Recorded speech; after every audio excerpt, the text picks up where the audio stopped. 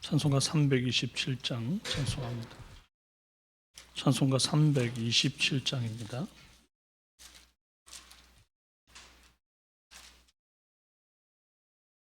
주님 주시라 평 믿음 얻기 위해 너는 정성껏 기도했나.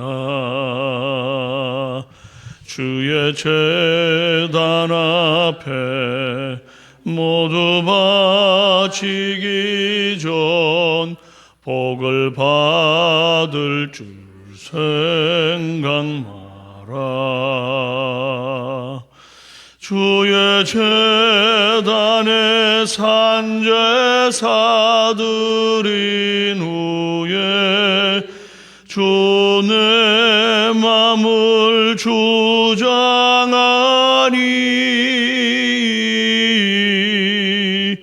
주의 뜻을 따라 그와 동행하면 영생 복락을 누리겠네. 주의 밝은 빛에 항상 활동하며 선한 사업을 힘쓰겠나.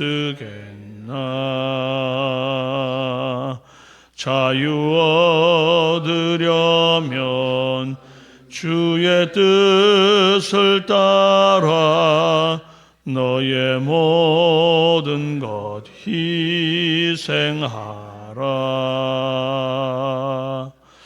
주의 제단에 산제사드린 후에 주 내 맘을 주장하니. 주의 뜻을 따라 그와 동행하면 영생 복락을 누리겠네.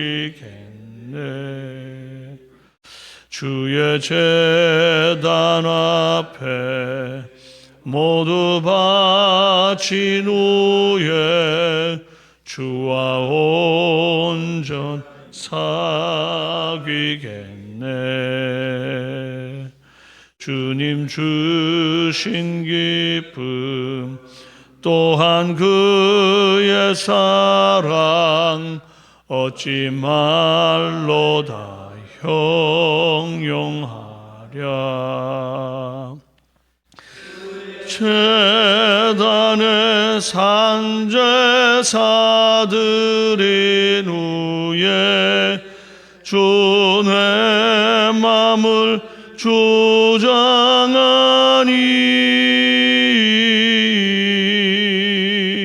주의 뜻을 따라 그와 동행하면 영생 복락을 누리겠네. 사도신경으로 신앙 고백드립니다. 나는 전능하신 아버지 하나님 천지의 창조주를 믿습니다. 나는 그의 유일하신 아들 우리 주 예수 그리스도를 믿습니다. 그는 성령으로 잉태되어 동정녀 마리아에게서 나시고 본디오 빌라도에게 고난을 받아 십자가에 못 박혀 죽으시고 장사된 지 사흘 만에 죽은 자 가운데서 다시 살아나셨으며 하늘에 오르시어 전능하신 아버지 하나님 우편에 앉아 계시다가 거기로부터 살아있는 자와 죽은 자를 심판하러 오십니다.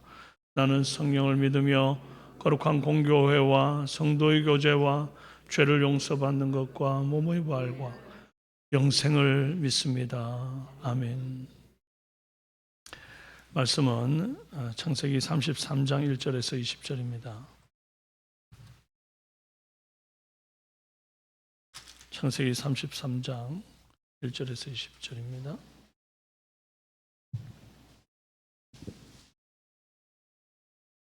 교독합니다.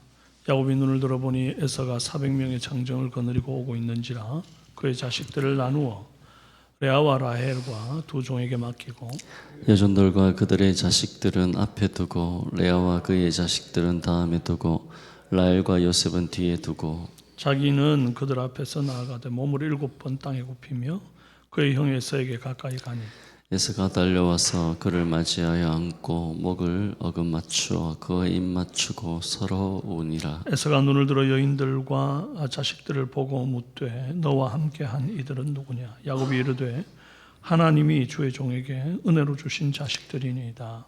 그때 여종들이 그의 자식들과 더불어 나와 절하고 레아도 그의 자식들과 더불어 나와 절하고 그 후에 요셉이 라헬과 더불어 나와 절하니 에서가 또 이르되 내가 만난 바 이 모든 때는 무슨 까닭이냐.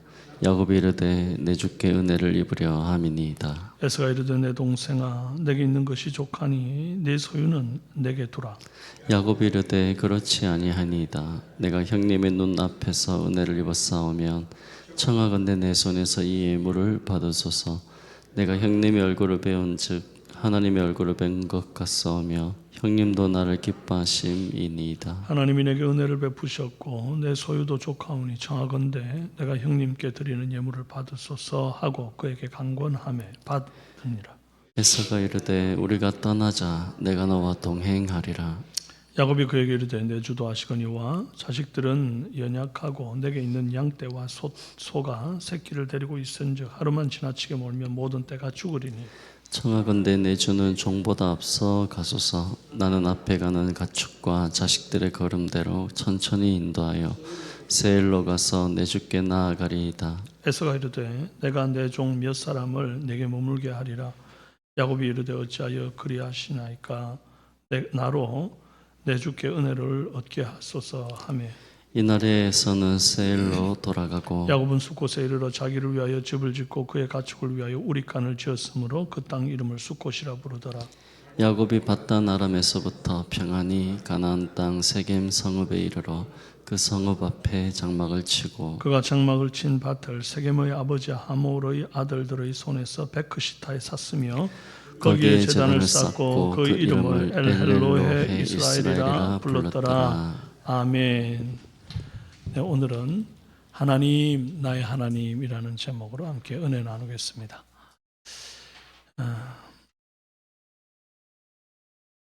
우리 교회 정문 현관 유리문 가운데에 연두색 띠에 무슨 글귀가 쓰여져 있습니다. 뭐가 쓰여진지 혹시 아십니까? 예수를 만나면 인생의 방황이 끝나고 좋은 교회를 만나면 신앙의 방황이 끝납니다. 그렇게 돼 있어요. 네, 그냥 오며 가며 벌러 보신 분들은 한번 보십시오. 너무 맞는 말이죠. 그런데 이 말이 방황이 끝나는 과정에 어떠한 수고나 대가지불도 없이 예수만 믿는 순간, 좋은 교회에 딱 들어오는 순간 그냥 완벽하게 다 이루어지는 것이다 라고 생각하면 굉장히 오해를 하시는 겁니다. 신앙생활하면서 헛된 기대를 하는 어리석은 종교인들이 많습니다. 교회 한번 나가면 인생이 확 뭔가 달라질 줄 알고 또 뭐 예수님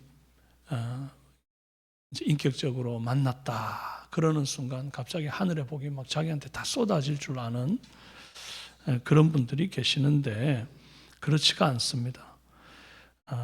기도했는데도 여전히 두렵고 은혜 받았는데도 관계는 어색하고 결단했는데도 예습과는 남아있는 그런 모습이 보통 일반적인 현실이에요. 그래서 오늘 말씀을 보면 그런 어떤 현실이 정확하게 눈에 보입니다. 야곱은 하나님을 만났습니다. 이름까지 이스라엘이라고 바꿔주셨습니다. 그런데 여전히 야곱의 두려움은 사라지지가 않습니다. 야곱은 이미 하나님과 씨름했고 축복도 받았는데 그런데도 본문을 보니까 여전히 사람을 편애하는 순서대로 나누는 것을 볼 수 있습니다. 에서가 400명의 무장한 장정들을 데리고 나오죠. 어떤 충돌이 일어날지 모르는 상황입니다. 얼마나 두렵습니까? 근데 이 상황을 제일 먼저 맞이하게 될 선봉에 누구를 세우는가 봤더니 2절에 여종들과 그의 자식들은 앞에 두고 레아와 그의 자식들은 그 다음에 두고 라헬과 그 자식은 뒤에 두고 자기는 그들 앞에서 나아가되. 그러니까 이 순서대로라면 혹시라도 전쟁이 나서 이제 제일 먼저 죽는 사람 누구겠어요? 예, 여종들과 그의 자식. 그 다음에 이제 레아와 그의 자식. 그 다음 가장 사랑하는 라헬과 그 자식은 앞에 맞아 죽을 동안 도망이라도 좀 치도록 그렇게 편애하는 순서대로 또 이렇게 나눠놨단 말이에요. 라헬만 편애하는 이 편애의 모습, 버릇 아직도 못 고친 겁니다. 야복강에서 하나님을 만난 놀라운 영적 체험이 있었다고 해서 뭐 인생이 하룻밤에 바뀌는 게 아니더라 이 말입니다. 여기서 우리가 깨달아야 할 게 있습니다. 바로 한 번의 영적 체험이 감정의 치유나 영적 성장을 자동으로 만들어주는 게 아니라는 사실입니다. 야곱은 하나님을 만났지만 형 에서가 여전히 두렵습니다. 사람 잘 안 바뀌어요. 그러니까 나도 그렇고 남도 그래요. 나도 잘 안 바뀌지만 남도 잘 안 바뀐다. 그걸 인정해야 됩니다. 그러니까 신앙생활 수십 년 해도 여전히 모자란 내 모습을 볼 때에 낙심하지 말고. 왜요? 원래 내가 그런 사람이에요. 그런 모습에 자꾸 너무 지나치게 낙심하는 것도요, 자기를 과대평가하는 겁니다. 내가 뭐라도 돼가지고 막 절대로 한 번 은혜 받았으면 두 번 다시 안 넘어질 줄 아는 거, 그게 참 교만입니다. 그러니까 나는 원래 그런 인간이다. 그러니까 낙심할 게 아닌 거예요. 또 잘 안 바뀌는 다른 성도를 보면서 저거 왜 저래 안 바뀌노? 그게 아니고 원래 그런 줄 알고 비난하지 않으시는 은혜 있기를 바랍니다. 우리는 다 더딜지라도 성화되고 있는 줄로 믿으시기를 바랍니다. 그렇게 더디 변해도 결국은 주님이 우리를 버리지 않으시고 변화시켜서 성숙하여 영화에 이르도록 하나님이 우리를 이끌어 가실 거예요. 이 견인의 신학 아닙니까? 이 사실에 우리가 힘을 얻고 믿음에 그저 하루하루 정진하시는 은혜 있기를 바랍니다. 야곱이 그나마 양심이 있는 것은 가장인 자기가 제일 앞에 나섰다 이거예요. 그리고 형 앞에 나아가면서 7번이나 절을 합니다. 여기 7번 절했다는 게 단순히 이제 과거에 어떤 형한테 지은 잘못 때문에 미안해서 혹은 겸손해서 하는 행동이 아니고 이건 종속선언이라고 볼 수 있어요. 당시 고대 근동의 외교 문서 아마르나 문서라는 걸 보면 신하가 군주에게 공식적인 충성 맹세를 할 때 7번 절을 했다 그렇게 되어 있습니다. 이렇게 에서에게 나오면서 그렇게 했더니 에서가 달려와서는 막 칼을 퍼봐 푹 찌르는 게 아니고 4절에 보니까 안고 목을 어긋 맞추어 입 맞추고 우는 겁니다. 그러니까 외삼촌 라반의 집에서 떠나올 때부터 고민했던 형 에서와의 만남, 해묵은 앙금을 어떻게 정리할까? 이제 그게 가장 큰 두려움이었거든요. 가장 큰 짐이었거든요. 그런데 그 앞서 보낸 예물로 에서의 마음을 한번 누그러뜨리고 또 서로 마주보게 되는 그 현장에서는 7번 절하며 나아가면서 이제 한번 또 누그러뜨리고 그리고 대면에서 첫 마디 뱉을 때 뭐라 그러냐니까 내가 10절에 내가 형님의 얼굴을 배운 즉 하나님의 얼굴을 보는 것 같사오며 그러는 겁니다. 이 고백이 단순한 아부가 아닙니다. 진심으로 형을 보면서 느끼는 하나님의 은혜와 섭리를 표현한 거예요. 어젯밤에 야복강에서 그 하나님 얼굴을 배우면서 씨름을 했잖아요. 그리고 축복 안 해주면 놓을 수 없다 매달리고 환대뼈가 부러지는 한이 있어도 하나님 축복을 바랬더니 거기에서 주께서 분명히 약속하신 축복이 있는데 그런데 정작 내 눈앞에 지금 만나는 이 대상들은 400명을 이끌고 오는 형님이 얼마나 두려웠겠어요. 근데 막상 형님이 안고 목을 어긋 맞추고 입 맞추고 우니까 그 형님의 얼굴을 보는 순간 어젯밤 하나님의 은혜가 생각이 나고 형님의 얼굴을 배운 적 내가 그 하나님의 얼굴을 보는 것 같습니다. 그런 고백이 터지는 거예요. 잠언 15장 1절에 유순한 대답은 분노를 쉬게 하거니와 그랬습니다. 그럼 에서가 야곱을 맞으러 출발할 때 마음 상태가 얼마나 살벌했는지 그 이끌고 오는 400명 그 가정군사들만 봐도 알 수 있죠. 틀림없이 폭력으로 지난 과거의 안갚음이 정리될 것 같은 그런 분위기였습니다. 시작은. 그런데 그 자리가 분노와 폭력이 아니라 눈물로 화해하게 된 거죠. 왜죠? 야곱의 태도와 말이 결국 분노를 멈추게 했기 때문입니다. 이 야곱이 지금 앞에 보낸 예물이 다 진짜구나. 이게 이제 결국 대면하고 그 입에서 나오는 말을 보고 알 수 있는 거죠. 태도를 보고 표정을 보고 다 알 수 있는 거죠. 그래서 야곱은 자기를 종처럼 낮추고 형을 주군처럼 높입니다. 형님의 얼굴이 하나님 얼굴 같습니다. 결국 이 유순한 말이 분위기만 좋게 만드는 기술이 아니고 하나님의 임재를 드러내는 통로가 되었다 하는 것이죠. 확실한 것은 야곱은 변화되지 않는 것 같아 보여도 확실히 사실 변화되고 있는 중에 있음은 분명하다. 예전 같았으면 형이 무서워 도망쳤을 겁니다. 결국에는 하나님 앞에 또 언약했던 그 베델로 하나님이 올라가라 하지 않았습니까? 그러려면 결국 형을 마주쳐야 한다는 사실을 알기에 정면으로 그 문제 앞에 대면한 것이죠. 그렇지 않았다고 한다면 옛날처럼 또 어딘가 다른 데 피할 생각을 했을 겁니다. 이 모은 양떼와 여러 가지 자녀들과 이 귀한 재산들을 내가 다 어떻게 형한테 잃을 수가 있겠나. 하나님의 언약이고 뭐고 다른 데 가서 살자. 그러고는 어디 가서 숨어서 살았을지 몰라요. 그런데 야곱이 그러지 않잖아요. 직면합니다. 이게 성숙이에요. 그래서 문제 앞에 도망가는 인생, 잠수 타는 인생은 여전히 미숙함을 드러내는 것이고 문제 앞에 하나님 앞에 기도하면서 두렵지만 직면하는 사람은 아직 좀 부족해도 성장하고 있다는 사실을 우리가 알 수 있다 하는 것입니다. 그래서 여러분의 성화의 삶을 진심으로 응원합니다. 문제 앞에 직면하시는 은혜 있기를 바랍니다. 자, 그리고 이제 야곱을 볼 때에 영적인 경계를 설정하는 그런 모습을 또 봅니다. 하나님의 은혜로 두 사람이 이제 완벽하게 화해했잖아요. 근데 그 이유가 중요합니다. 에서가 말하죠. 함께 세일로 가자. 야곱이 뭐라 그래요? 14절에 청하건대 내주는 종보다 앞서가소서 나는 앞에 가는 가축과 자식들의 걸음대로 천천히 인도하여 세일로 가서 내 주께 나아가리다. 대답이 장황하긴 한데 결론은 뭡니까? 형님 제가 꼭 형님 가자는 그 세일로 갈게요. 그렇게 말했다고요. 그런데 갑니까 안 갑니까? 안 갑니다. 숫곳이라는 곳으로 가요. 이 장면을 두고 야곱이 거짓말했다고 보는 사람들도 있습니다만은 한 걸음 더 들어가서 보면 이건 단순한 거짓말이 아니라 영적인 경계를 설정한 것이다. 이렇게 볼 수 있단 말입니다. 에서는 에돔의 조상입니다. 그리고 이 야곱은 이스라엘의 조상이죠. 가는 길이 다릅니다. 언약의 백성, 언약의 씨는 한 사람으로부터 갑니다.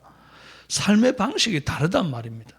사명이 또 다르단 말입니다. 그래서 야곱은 형과 화해는 하지만 에서와 동일한 길은 걷지 않습니다. 겨울에 난로 앞에 불을 쬐을 때 적당한 거리에 있으면 따뜻하고 좋죠. 그런데 따뜻하다고 더 가깝게 붙으면 어떻게 됩니까? 옷이 타거나 피부가 화상을 입습니다. 인간관계도 마찬가지입니다. 살을 맞댄다는 거 참 좋지요.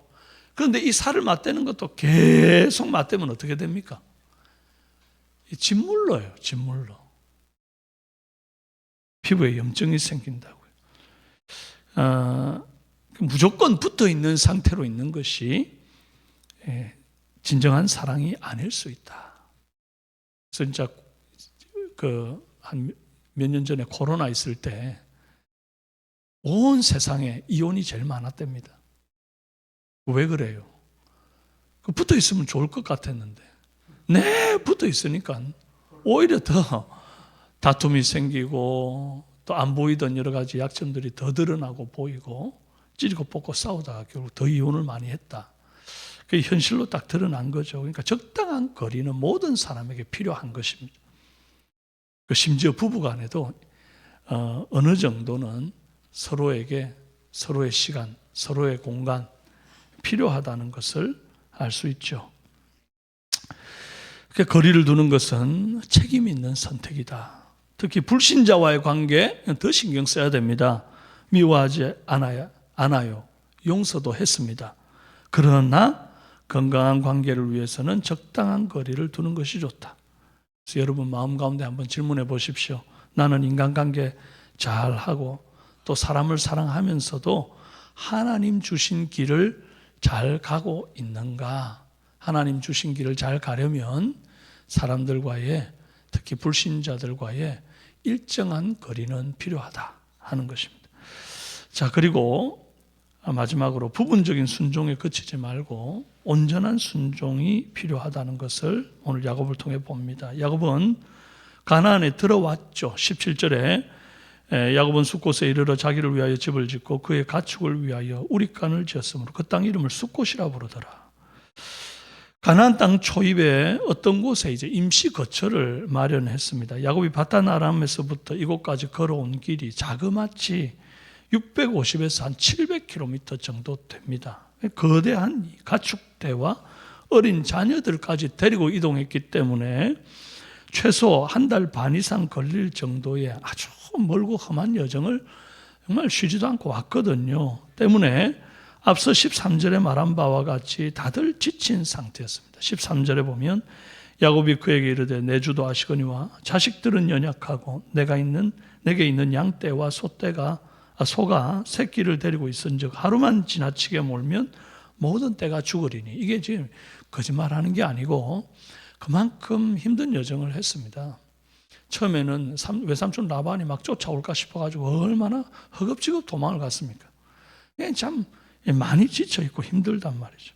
그래서 좀 안전한 임시 거처를 마련해가지고 충분히 여독을 푼 후에 가나안 중심부로 들어가려고 하는 거예요. 숫곳이라는 말은 그 뜻이 초막들, 임시 거처, 임시 움막을 의미하는 단어입니다. 자, 컨디션을 위해서 잠시 임시 거처 마련하고 쉰 것은 충분히 이해됩니다. 그런데 그 다음 회복하고 난 다음이 문제예요. 하나님과 약속한 언약의 장소가 어디입니까? 베델 아닙니까? 베델로 올라가야 되는데 어디로 가죠? 18절 야곱이 바단 아람에서부터 평안히 가나안 땅 세겜 성읍에 이르러 그 성읍 앞에 장막을 치고, 심지어 그 장막 친 땅, 그 밭을 땅값을 주고 삽니다. 하나님은 야곱에게 베델로 가라 하셨습니다. 그런데 야곱은 적당히 좋은 자리에 멈춰요. 그럼 어떤 사람이 중요한 비행기를 타야 됩니다. 모든 준비를 완벽하게 했습니다. 짐도 다 쌌습니다. 시간 맞춰서 공항에 일찍 도착도 했습니다. 그런데 비행기를 놓쳤어요. 왜 그랬을까요? 엉뚱한 터미널 앞에 서 있어서 그래요. 비행기 타려고 가면 공항에 가보면 터미널이 얼마나 많습니까? 그죠? 각 출국하는 나라마다 가 있어야 할 터미널이 다르단 말이죠. 정확한 자리에 있지 않으면 아무리 공항에 아무리 일찍 나와 모든 만반의 준비를 다 끝냈어도 정확한 자리에 있지 않으면 못합니다. 야곱이 딱 그렇습니다. 가나안 땅 들어왔습니다. 집도 지었습니다. 제단도 쌓았습니다. 다 맞는 것 같습니다. 그런데 하나님과 만나기로 한 터미널이 세겜이 아닙니다. 베델이었습니다. 부분 순종은 불순종보다 더 위험합니다. 왜냐하면 겉으로는 전혀 문제가 없어 보이기 때문에 그래요. 신앙도 있어요. 예배도 드립니다. 삶도 안정됐어요. 그런데 하나님이 부르신 그 자리는 아닙니다. 남들이 부러워하는 좋은 곳이 아니라 하나님이 부르신 그 자리에 내가 있느냐, 이게 중요한 거죠. 말씀 정리합니다. 야곱은 여전히 두려워합니다. 관계에서 거리를 둡니다. 부분적으로만 순종합니다. 참 못났죠, 그죠? 참 안 바뀌죠. 그런데도 하나님은 그를 버리지 않습니다. 이게 은혜고 이게 복음입니다. 우리는 완전하지 않습니다. 여전히 흔들립니다. 아직도 성화의 과정 중에 있음을 증명하는 겁니다. 안 그러면 우리는 이미 영화에 이르렀죠. 그리스도의 장성한 분량이 이미 이른 거죠. 그런 일은 이 땅에 발붙이고 사는 날 동안 절대 일어나지 않는 일입니다. 그러나 하나님은 쩔뚝거리는 우리를 끝까지 데리고 가십니다. 야곱이 환도뼈 부러져 쩔뚝쩔뚝 하는데도 하나님 끝까지 데리고 가는 것처럼 우리를, 절름거리는 우리를 끝까지 데리고 갈 줄로 믿습니다. 그러므로 두려움이 남아있어도 괜찮습니다. 대신에 뭐만 안 하면 돼요. 멈추지만 않으면 돼요. 관계에 좀 거리가 있어도 괜찮아요. 대신에 사명만 잃지 마시기를 바랍니다. 순종이 좀 부족해도 괜찮아요. 대신 그 자리에, 부르신 그 자리에 기어코 돌아오면 됩니다. 세겜으로 갔고 얻어맞았고 이랬던 저랬던 결국 베델로 가요, 안 가요? 가요. 여러분, 결국 우리가 그 자리에 가면 됩니다. 하나님은 성화의 과정 속에 있는 저와 여러분을 끝까지 붙들고 가시는 은혜의 하나님이신 줄로 믿고 그 하나님께 감사와 영광 돌리며 주님과 동행하시는 이 하루 되시기를 주님의 이름으로 축원합니다. 오늘 월삭 기도회 대신으로 금요 찬양 기도회 때 이렇게 또 하게 될 것입니다. 오늘 혹시 영상으로 예배 드리시는 분들은 월삭 기도회를 위하여 금요 찬양 기도회 꼭 참석하시기를 바라요.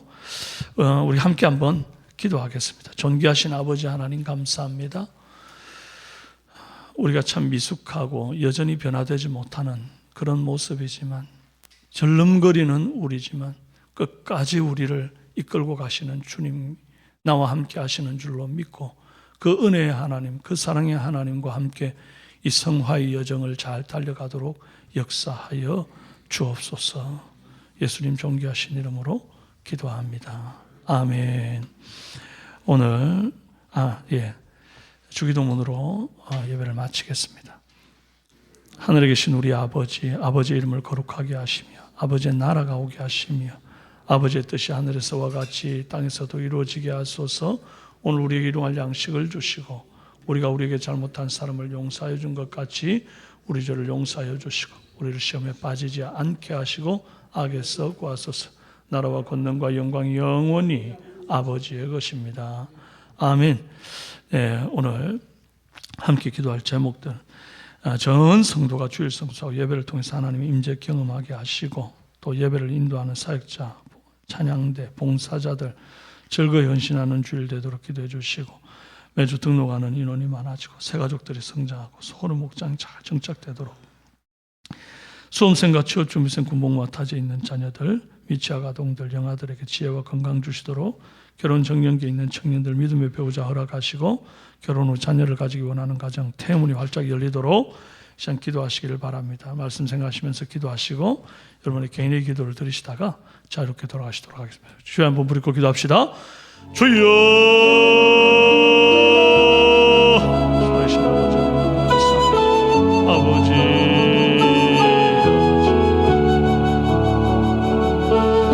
그래서 오늘 하나님 우리를 부르시고 아버지 여전히 부족하고 못났지만 성화의 길을 완성하게 하시는 하나님을 찬양합니다.